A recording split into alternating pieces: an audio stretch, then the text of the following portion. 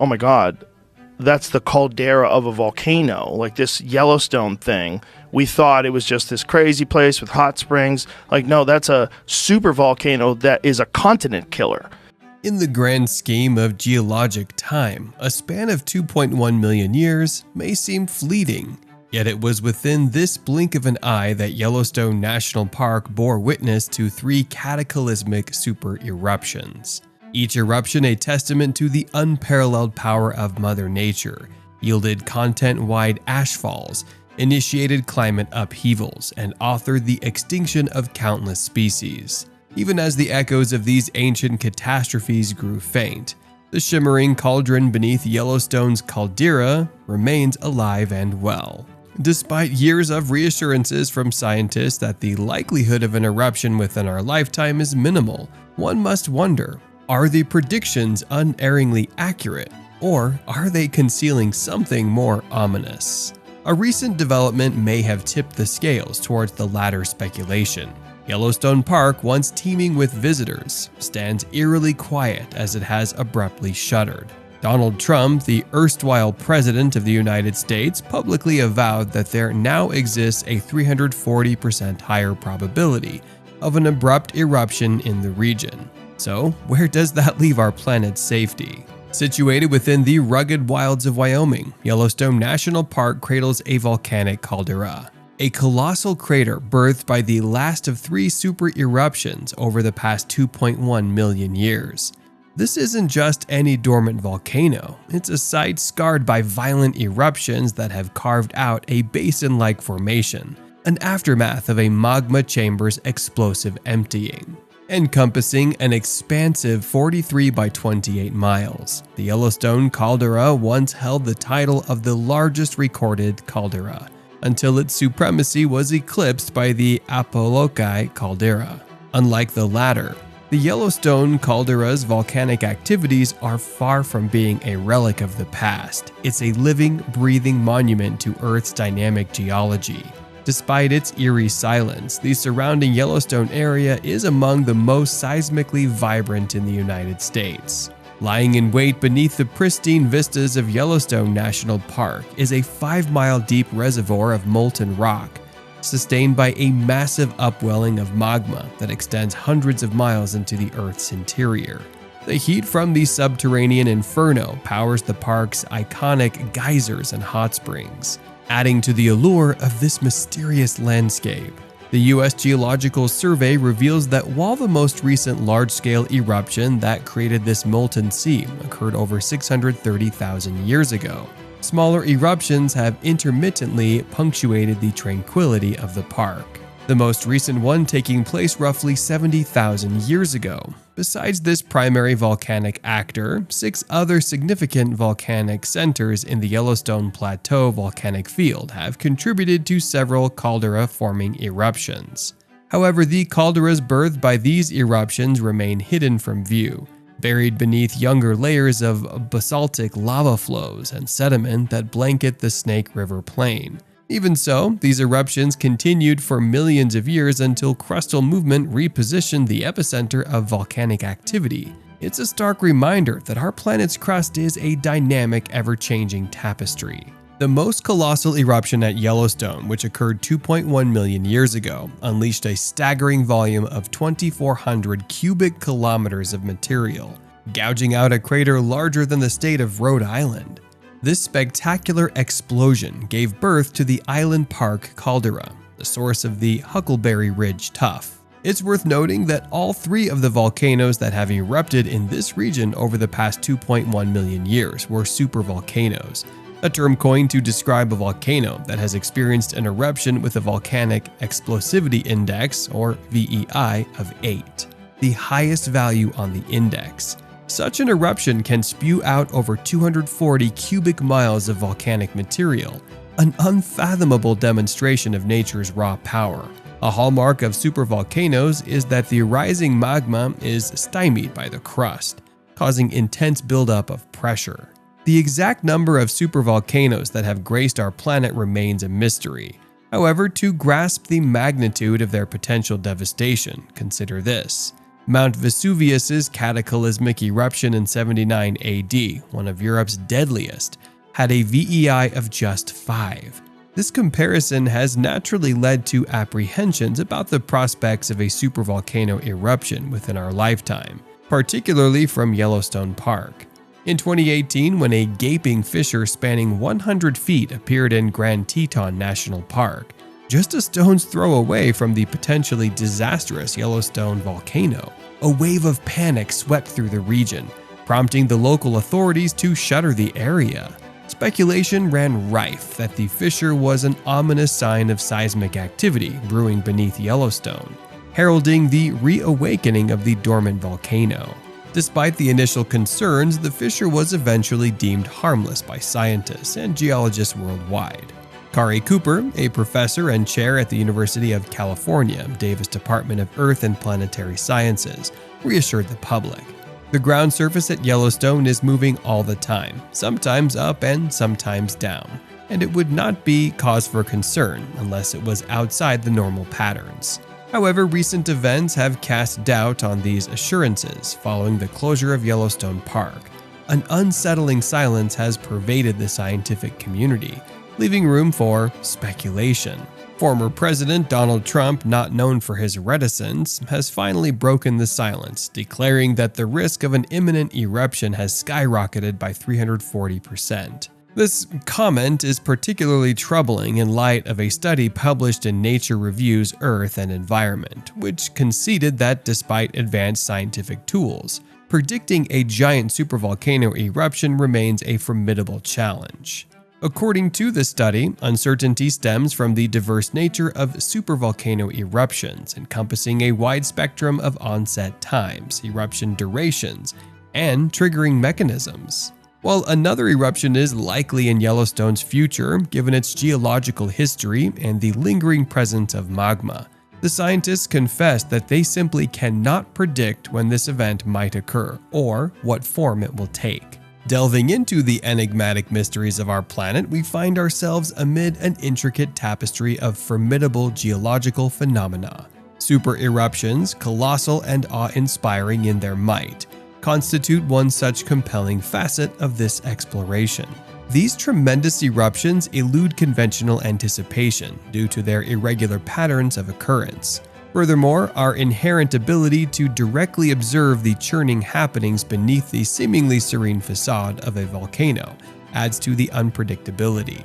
Among the preeminent figures devoted to the study of such phenomena, Jacob Lowenstern of the U.S. Geological Survey articulates the inherent challenges. His viewpoint underscores our limited knowledge of the precursory signs leading up to these titanic eruptions, and how this lack of understanding significantly hampers our ability to forecast them with accuracy. Within the confines of the Yellowstone Volcano Observatory, or YVO, a diligent team of scientists persistently scrutinize the region. Their watchful eyes are ever alert for earthquake-related indications, guided by the belief that the period preceding an eruption would be distinguished by an elevated level of activity.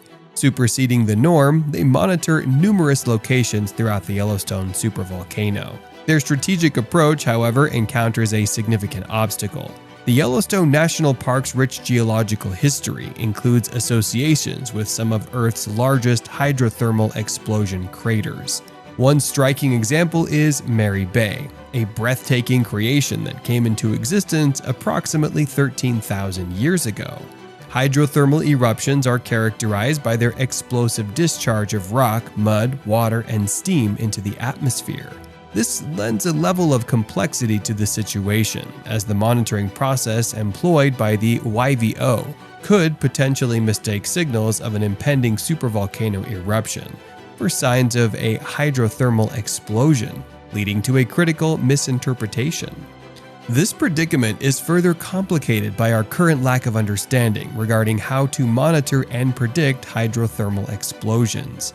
Additionally, the scientific community acknowledges that while historical supervolcanic events can help characterize a supervolcano, they do not guarantee reliable prediction of a specific volcano's future behavior. In this complex backdrop, many scholars and scientists express skepticism towards former President Donald Trump's assertions. They argue that if Yellowstone were to erupt again, the most probable eventuality would be a hydrothermal eruption, rather than a supervolcano. Nevertheless, Trump continues to underscore an intriguing development. The Yellowstone caldera reportedly descended by 1 to 2 inches over the course of 2022, pausing only during the summer due to a slight ground swell from the snowmelt recharge. Contrary to existing interpretations, Trump suggests that the volume of molten rock beneath Yellowstone's supervolcano is significantly larger than previous estimated. The subterranean magma reservoirs beneath the park are filled with a diverse mix of solid rock, semi-liquid crystals, gases, and other volatile elements. These elements, being highly dynamic, prompt frequent ground eruptions once the liquid or melt proportion exceeds a specific threshold. Emanating from past studies is the belief that eruptions occur when the upper magma reservoir fills with at least 50% melt. However, the magma reservoir beneath the Yellowstone volcano is more intricate, being split into 2 chambers. While the deeper chamber contains 2% melt, the shallow chamber contains between 16% and 20% melt.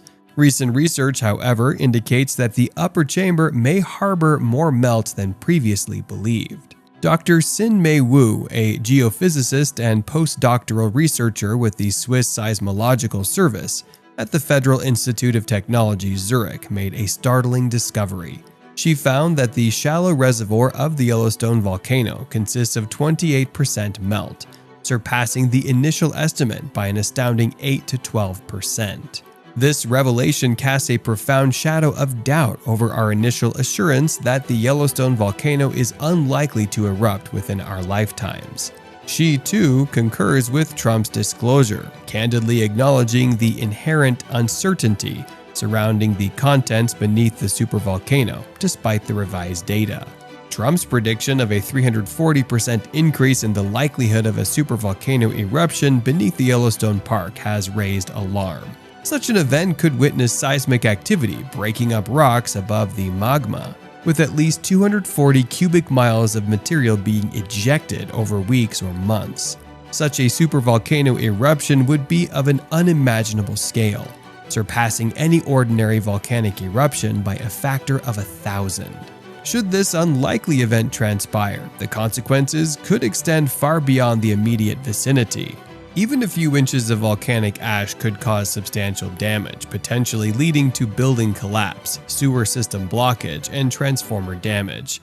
The overall health impact could also be significant. Moreover, a supervolcano eruption of such magnitude would drastically affect global climate by emitting sulfur aerosols that reflect sunlight back into the atmosphere, thereby cooling the Earth's climate. This phenomenon harks back to the 1815 Mount Tambora eruption, which led to the year without a summer. Despite its scale being significantly smaller than a supervolcano eruption, it still had substantial global impacts. Trump's prediction increases the likelihood of a supervolcano eruption occurring within our lifetimes, considering the fact that the chances of such an event have always been higher than a large-scale comet or asteroid impact. This isn't so good. This is a tremendous problem. Thousands and thousands of tons of garbage comes to us. So Obama's talking about all of this with the global warming and that, and a lot of it's a hoax. It's a hoax. I mean, it's a money-making industry, okay? And I think we can have success. We have to have energy. You know, energy is a thing that caused inflation. When they closed up the energy, the cost of energy, the cost of a tank of gasoline, it went up to $5, $6, $7, $8 in some places. And it's still very high.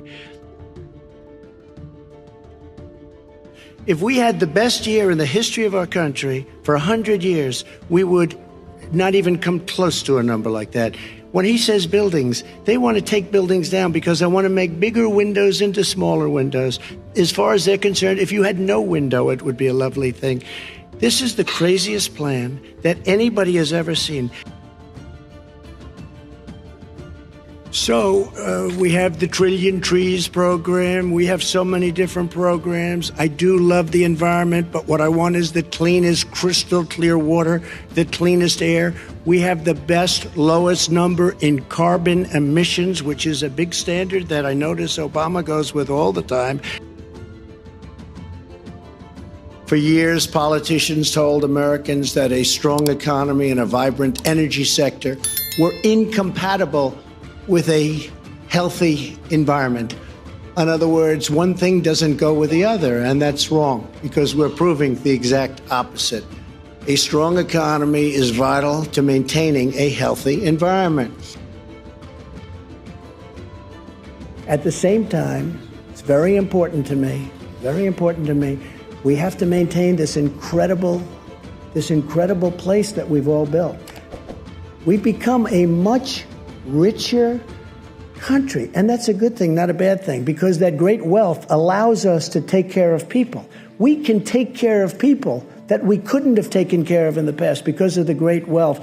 We can't let that wealth be taken away. We certainly contribute. I mean, there's certain pollutants that go up, and there are certain things that happen, certain things we do that if we weren't here, certainly... They say the overwhelming cause for the last 50 years. Well, I don't necessarily agree. But it doesn't seem like in the report that there's that much of a may to it. Like, it's your government, right? It's your scientists. They work for you. It's your that's company. Okay. That's okay. And I want everybody to report whatever they want. But ultimately, I'm the one that makes that final decision. I can also give you reports where people very much dispute that. You know, you do have scientists that very much dispute it. I want to make sure that we have the cleanest air. But there really aren't. About that one, there really aren't that many scientists. Jim, I want to make sure, here's what I want. So you have different views on this, and is there climate change? Yeah. Will it go back like this? I mean, will it change back? Probably. That's what I think. I believe it goes this way, and I believe, yes, man, meaning us people, men and women, to be politically correct, but because everyone says man, but now we have to add women to that one too. Man and women, we do have an impact, but I don't believe the impact is nearly what some say, and other scientists that dispute those findings very strongly. I want crystal clean water and air. I want beautiful, clean air. We have now the lowest carbon. If you look at our numbers right now, we are doing phenomenally. But I haven't destroyed our businesses. Our businesses aren't put out of commission. If you look at the Paris Accord, it was a disaster from our standpoint. And people are actually very happy about what's going on because our businesses are doing well. As far as the fires are concerned, you need forest management in addition to everything else. The forest floors are loaded up with trees, dead trees that are years old, and they're like tinder, and leaves and everything else. You drop a cigarette in there, the whole forest burns down. You've got to have forest management. You've got to have cuts. What do you believe about the science of climate change, sir?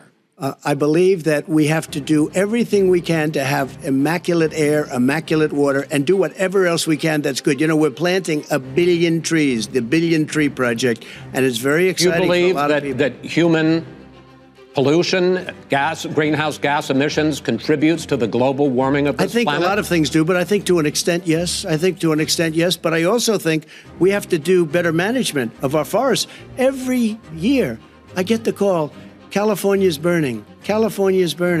If that was cleaned, if you had forest management, good forest management, you wouldn't be getting those calls. You know, in Europe, they live their forest cities. They're called forest cities. They maintain their forests. They manage their forests. I was with the head of a major country. It's a forest city. He said, sir, we have trees that are far more, they ignite much easier than California. There shouldn't be that problem. I spoke with the governor about it. I'm getting along very well with the governor. But I said, you know, at some point, you can't every year have hundreds of thousands of acres of land just burned to the ground. But what's happening is the car is much less expensive and it's a much safer car, and you're talking about a tiny difference. And then what would happen, because of the cost of the car, you would have at least double and triple the number of cars purchased. We have the old slugs out there that are 10, 12 years old. If you did that, the car would be safer. It would be much cheaper by $3,500. In the case of California, they've simply ignored. No, but you would take a lot of cars off the market because people would be able to afford a car. Now, So, and by the way, we're going to see how that turns out. But a lot of people agree with me, many people. The car has gotten so expensive because they have computers all over the place for an extra little bit of gasoline. And and I'm okay with electric cars, too. I think I'm all for electric cars. I've given big incentives for electric cars. But what they've done in California is just crazy. As the cabinet secretaries will tell you, from the very beginning, I've given them clear direction to focus on addressing environmental challenges so we can provide the highest quality of life to all Americans. In addition to clean air and clean water, that means being good stewards of our public lands, prioritizing cleanup of polluted lands that threaten our most vulnerable citizens and threaten them very dearly, and implementing pro-growth policies to unlock innovation and new technologies which improve American life and America's environment. So important. These are incredible goals that everyone in this country should be able to rally behind, and they have rallied behind, and they've rallied behind in a very Republican and Democrat way. I really think that's something that is bipartisan.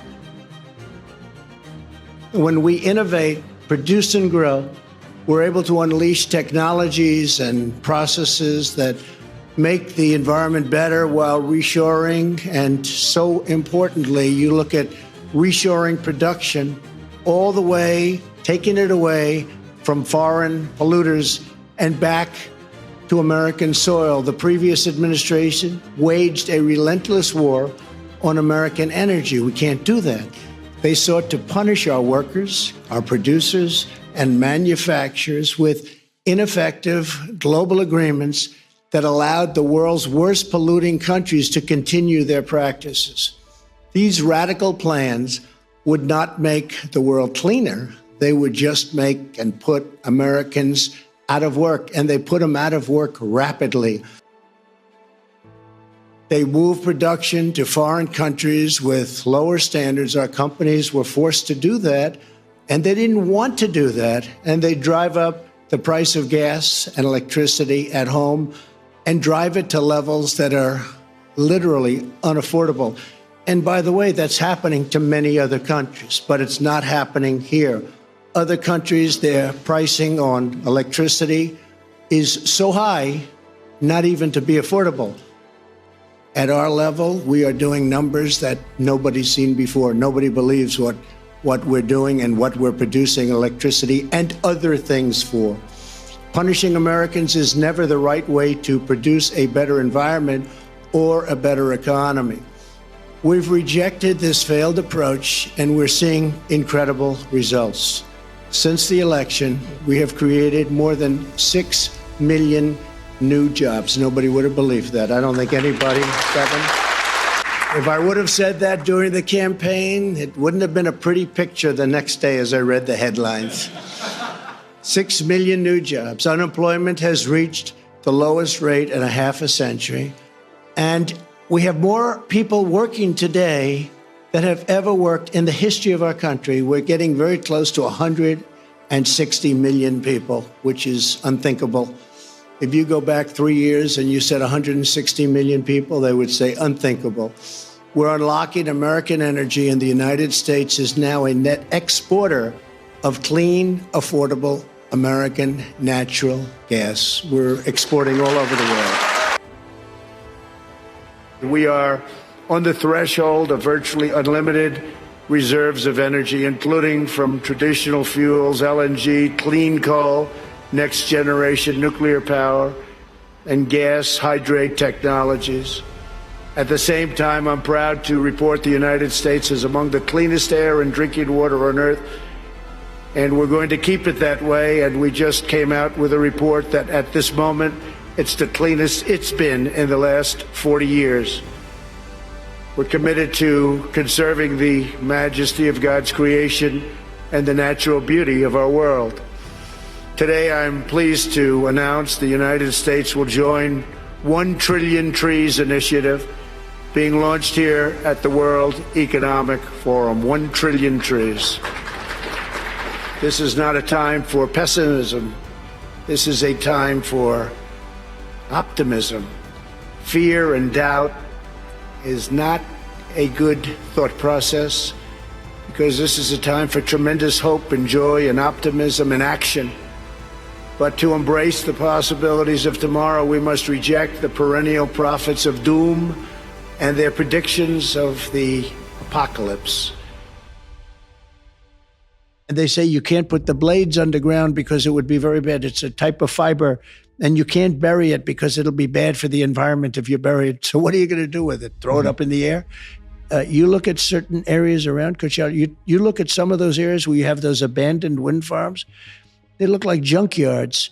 And remember, those windmills, many of them are very bad looking to start off. Some have a better design, but they start to rust, they start to rot. And in a certain number of years, they get abandoned. And they say, let's go to another location. No, it's like, it's a very, very expensive form of energy. And solar's not powerful enough. If you look at solar, but it's just not big enough. And here we're sitting on the greatest amount of liquid gold, oil and gas, anywhere in the world. And we have it. And we're going to Venezuela now to get it. We're going all over and we have it. We're sitting on it. And now they want to make all electric cars where the batteries are made exclusively by minerals and other things that are in China and other places that China, like the Congo, that China sort of controls, okay? And almost nothing comes out of the United States. It's almost as if they truly hate our country. Look, they're not stupid because they shoot an election so well they can't be stupid. I really believe they must hate our country.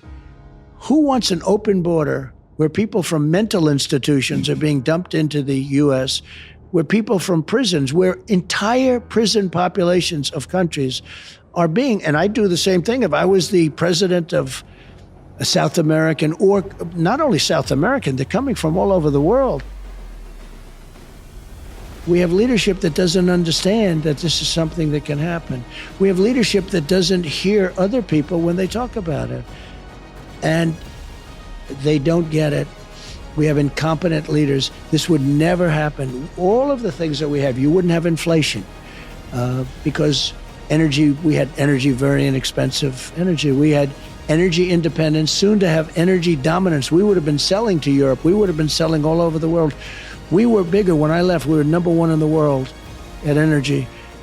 Natural gas, oil and natural gas. We were filling up the strategic reserves. Biden took the strategic reserves that I was filling up, and he emptied them out now to the lowest point. Those reserves are meant for war, not to get people's gasoline prices down so they look good in an election. But he did that, and now so many things have been wrong. Even we mentioned before the supply chain. Who ever heard of a supply chain problem? You order something and you get it. Now you order something and they tell you you won't have it for years. And we have the best carbon emission numbers that we've had in 35 years under this administration. We are working so well with industry, but here's what we can't do. Look at China, how filthy it is. Look at Russia.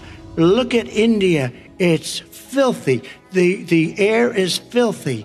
The Paris Accord, I took us out because we were going to have to spend trillions of dollars, and we were treated very unfairly. When they put us in there, they did us a great disservice. They were going to take away our businesses. I will not sacrifice tens of millions of jobs, thousands and thousands of companies because of the Paris Accord.